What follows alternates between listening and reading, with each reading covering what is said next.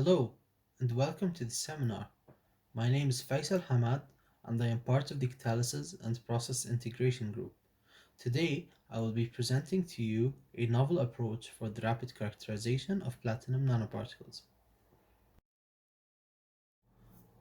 To start with, I would like to give you a general overview as well as to provide you with some context to enable us to understand the motivation for this project. So, nanoparticles are a technological revolution. They have given rise to applications in various industrial and scientific fields, including catalysis, electronics, medical imaging, and therapeutics. Each application requires nanoparticles with a specific set of properties, as the effectiveness of nanoparticles is highly dependent on the properties such as size, shape, and surface functionalization. Therefore, nanoparticles need to be synthesized with uniform properties. For a long time, nanoparticles were synthesized using batch methods. Although batch methods are well established, they face various challenges which make them unsuitable for large scale processes. For example, it's difficult to precisely control heat and mass transfer, leading to wide distributions of size and shape, as well as a lack of reproducibility. Also, multiple purification or ligand exchange steps are often required to obtain pure monodispersed nanoparticles. So, what is the alternative?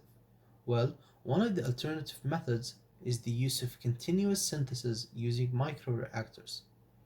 Microreactors have much narrower temperature and concentration distributions, which means that nanoparticles can be produced much more consistently and reproducibly. Recently, UV-vis spectroscopy has been used with microreactors for online characterization of silver nanoparticles as they are synthesized in microreactors.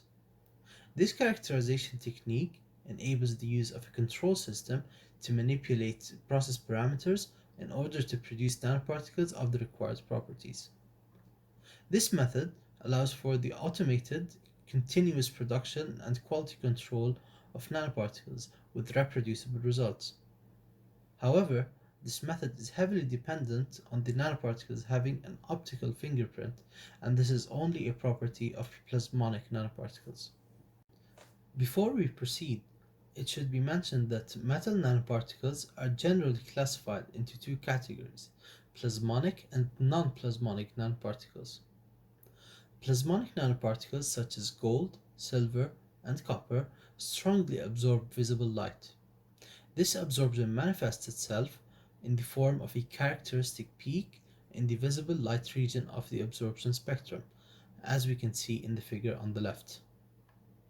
The characteristic peak can be used to determine the properties of nanoparticles such as size, shape, and concentration. This enables the use of UV-vis spectroscopy for the rapid characterization of plasmonic nanoparticles. On the other hand, non-plasmonic metal nanoparticles, such as platinum and palladium, do not have such a characteristic peak, as seen in the figure on the right. Therefore, non-plasmonic nanoparticles cannot be characterized using UV-vis spectroscopy, and so alternative characterization methods need to be used. So, non-plasmonic nanoparticles have to be characterized using alternative techniques such as transmission electron microscopy for size and shape, ICP mass spectrometry for concentration and composition, and X-ray based methods such as X-ray diffraction and small angle X-ray scattering for crystallinity and internal structure. Although these methods are reliable, they are expensive and time consuming, which is a major hindrance for research in non-plasmonic nanoparticles, especially when it comes to their continuous synthesis in microreactors. Calorimetric sensor arrays have long been used to detect and identify invisible substances such as volatile organic compounds, toxic gases, and amino acids. The working principle is that a range of chemically diverse dyes react with analytes to produce a calorimetric response, or in other words, an optical fingerprint which is unique to the analyte. Recently, colorimetric sensor arrays have been used for the identification and characterization of colloidal nanoparticles, including gold, ceria, and iron oxide nanoparticles. So, in this work, we will investigate the use of a colorimetric sensor array for the characterization of platinum nanoparticles. This is aimed to be an alternative characterization method that is rapid and inexpensive. The colorimetric sensor array will give platinum nanoparticles, which are non-plasmonic, an optical fingerprint which can be used for the online characterization in microreactors as well as characterization post-synthesis. This flowchart summarizes the main experimental procedure used in this project. Dyes were prepared in aqueous phosphate buffered solutions in order to control pH. The control of pH is necessary to ensure that the colorimetric response is from the interaction of dyes with nanoparticles rather than fluctuations in pH. Once prepared, the dye solution is then mixed with a calculated amount of platinum nanoparticles to give the required nanoparticle concentration. The UV vis spectrum is then measured using a UV vis spectrophotometer. This procedure was used to test several solutions of platinum nanoparticles with different known sizes. Generally, for each combination of dye and nanoparticle size, 10 data points were measured with platinum nanoparticle concentrations ranging from 0 to 4000 nanograms per milliliter. So now we can move on to discussing the experimental results. Urexide is one of the dyes tested in this sensor array, and here we have a plot of its absorption against wavelength, or in other terms, its UV vis spectrum. Urexide shows a significant colorimetric response to 5 nanometer platinum nanoparticles, which can be seen by intensified absorption in the peak on the left.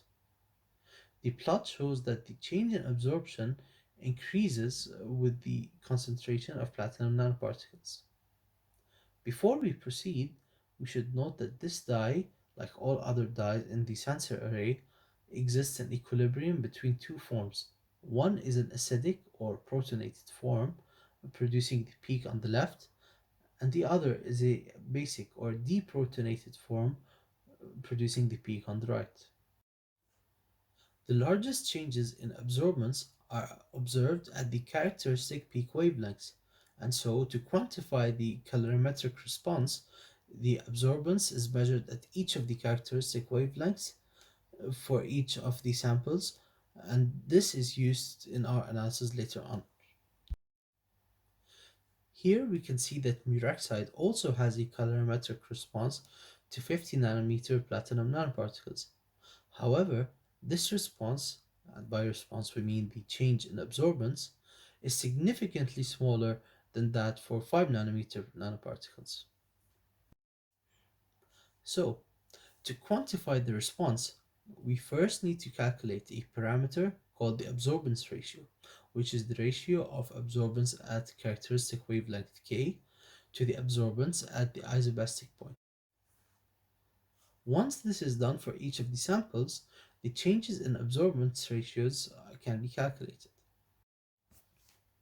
The difference between the two absorbance ratios, called the absorbance ratio difference or ARD, can be calculated as shown.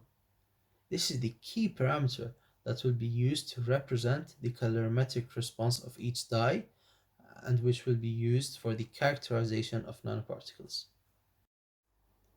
Here we have a plot of the absorbance ratio difference or ARD against the mass concentration of nanoparticles.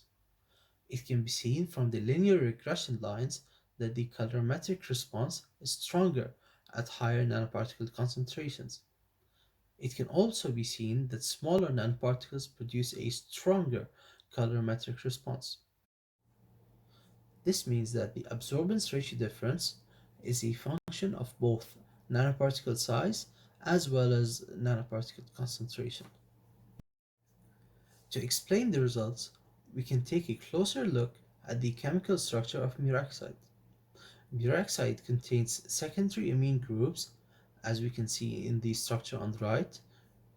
It was reported in literature that amine groups directly bind to platinum nanoparticles via the hydrogen atom and not through the nitrogen atom. Therefore, it is proposed that the colorimetric response is due to the functionalization of platinum nanoparticles with peroxide via the secondary amine groups. Another dye tested in the sensor array is indigo carmine. Here we can see the change in the UV spectrum of indigo carmine as it is exposed to 5 nanometer platinum nanoparticles. Indigo carmine shows a significant colorimetric response to 5 nanometer platinum nanoparticles, which is also seen by the intensified absorption on the left. As with peroxide, indigo carmine produces a weaker colorimetric response with the larger 50 nanometer platinum nanoparticles. Similarly, we can see from the plot of ARD against the mass concentration of nanoparticles that the ARD depends on both the nanoparticle size and the nanoparticle mass concentration. To explain this, we can also look at the chemical structure of indigo carmine. We can see that indigo carmine contains secondary amine groups in the chromophore or color bearing group, which is highlighted in the structure on the right. And similar to peroxide, it is proposed that the colorimetric response is due to the functionalization of platinum nanoparticles with indigo carmine via the secondary amine groups. This binding disrupts the intramolecular hydrogen bond between the adjacent hydrogen and oxygen atoms. Although the other dyes produce a colorimetric response almost instantaneously, bromopyrrolgalol red shows a temporal variation of the UV spectrum. It can be seen that the initial peak, corresponding to the dye, disappears completely, and instead a new peak is formed at a shorter wavelength. It can therefore be deduced that there is a reaction that goes to completion and that the new peak corresponds to the product of the reaction. It has been shown in literature that platinum nanoparticles have enzyme-like catalytic activity. It was demonstrated that platinum nanoparticles catalyze the oxidation of catechol or 1,2-diphenol groups. Therefore, it is proposed that bromopyrrolgalol red undergoes a similar oxidation reaction as shown in this proposed reaction scheme. Another one of the dyes tested in this colorimetric sensor array is acridine orange. Here we can see that unfortunately acridine orange does not produce a colorimetric response to platinum nanoparticles. This can be seen by the ARD plot, which shows no trend in the data, and the fluctuations are mainly due to noise and experimental error. These results can be explained by the presence of tertiary amine groups only, which have been shown in literature to be unable to functionalize platinum nanoparticles. Furthermore, acridine orange is also a cationic dye when in aqueous solution. Since platinum nanoparticles have a positively charged surface, this leads to electrostatic repulsion. Another family of dyes which was tested is the sulfonylurea dyes. They all have the same main structure of triphenyl methane, but with a range of different substituents. It was found that none of the six sulfonylurea dyes produced a measurable colorimetric response. This is demonstrated on the following slides. It should be noted that sulfonylurea dyes have a monophenyl group, which has been shown in literature to not be oxidized by platinum nanoparticles, unlike the diphenyl or catechol group in bromopyrrolgalol red. Here it can be seen that the UV spectrum of one of the sulfonylurea dyes, bromocresol green, does not change with the addition of platinum nanoparticles. This also applies to bromophenol blue as well as metacresol purple. To enable the successful application of the colorimetric sensor array, it must be ensured that the colorimetric response is due to the interaction of dyes with nanoparticles and not due to complexation with residual platinum ions, which could have remained from synthesis or produced by dissolution due to the presence of an oxidizing agent. As a result, the colorimetric sensor array was tested with potassium hexachloroplatinate, a common precursor for platinum nanoparticles. It was found that none of the dyes had a significant colorimetric response to potassium hexachloroplatinate. This is a key result for the applicability of the colorimetric sensor array to microreactors, as it's highly likely that significant amounts of precursor will be present at the measurement points, especially near the early stages of nanoparticle growth. As an example, here we can see in the ARD plot of indigo carmine that the precursor produced no response as it produced a flat horizontal line. The same result can also be seen with muraxide. Another factor that needs to be investigated is the effect of surface area on the colorimetric response. In order for the sensor array to be able to predict both size and mass concentration, it must be ensured that the colorimetric response is a function of both parameters and not only a function of the surface area concentration or surface area per unit volume. This is because if the dependence of the colorimetric response is limited on surface area concentration only, this would introduce a degree of freedom, which would mean that the specific value of surface area concentration can be given by an infinite number of combinations of size and mass concentration. These different combinations are represented by contour plots as shown in the figure on the right.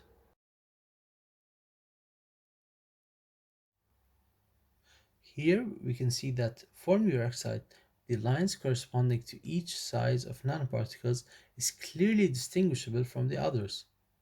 This means that ARD is not only a function of surface area concentration, but also a function of nanoparticle size. This is also the case for indigo carmine, as we can see in this graph. Despite several dyes not producing a colorimetric response, hierarchical cluster analysis, or SCA, was performed. And this is a statistical analysis approach that classifies data into clusters based on their similarities without prior assumptions about the classes of data. The results of this analysis is the dendrogram shown on the right. It shows that the colorimetric sensor array was able to classify samples of each nanoparticle size into its own clusters with only one misclassification.